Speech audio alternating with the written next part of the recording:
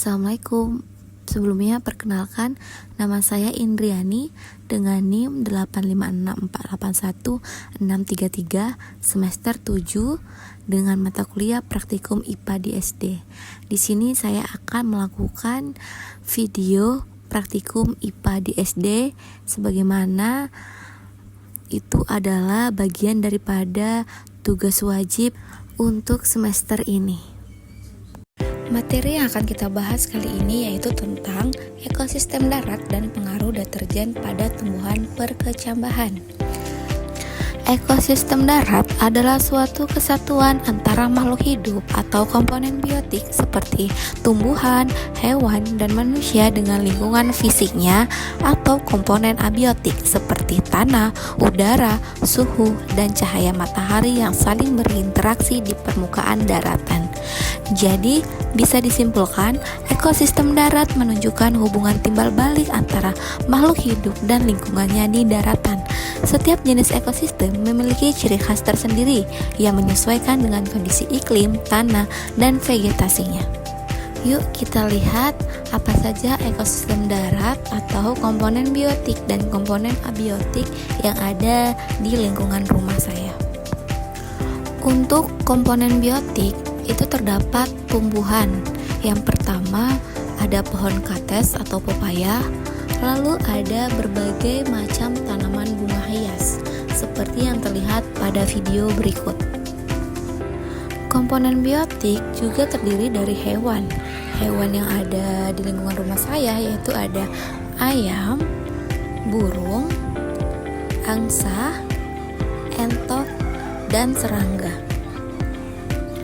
Sedangkan manusia itu sebagai pengelola lingkungan. Dan untuk komponen abiotiknya ada tanah, udara, cahaya matahari, suhu, batu, dan air. Rantai makanan yang terjadi di sini yaitu daun pohon kates dimakan entok, lalu entok dimakan manusia. Terus ada juga bunga dimakan serangga, serangga dimakan burung, lalu burung dimakan manusia. Selanjutnya, pengaruh deterjen pada tumbuhan perkecambahan. Deterjen dapat memengaruhi pertumbuhan kecambah karena mengandung bahan kimia seperti surfaktan dan fosfat yang dapat merusak struktur sel tumbuhan. Zat-zat tersebut dapat mengganggu penyerapan air dan nutrisi pada biji yang sedang berkecambah. Akibatnya, proses perkecambahan menjadi terhambat karena biji tidak mendapatkan cukup air untuk memecahkan kulitnya dan menumbuhkan akar serta batang. Selain itu, kandungan bahan kimia dalam deterjen juga bisa bersifat racun bagi jaringan tanaman muda, sehingga menyebabkan kecambah layu, tumbuh tidak normal, atau bahkan mati. Yuk kita lihat buktinya pada pengamatan berikut. Pada video tersebut terdapat 3 cangkir plastik yang berisikan air. Pada cangkir pertama berisi air bersih, pada cangkir kedua akan kita tambah air bersih dengan sedikit deterjen, dan pada cangkir ketiga akan kita tambah air dengan banyaknya deterjen.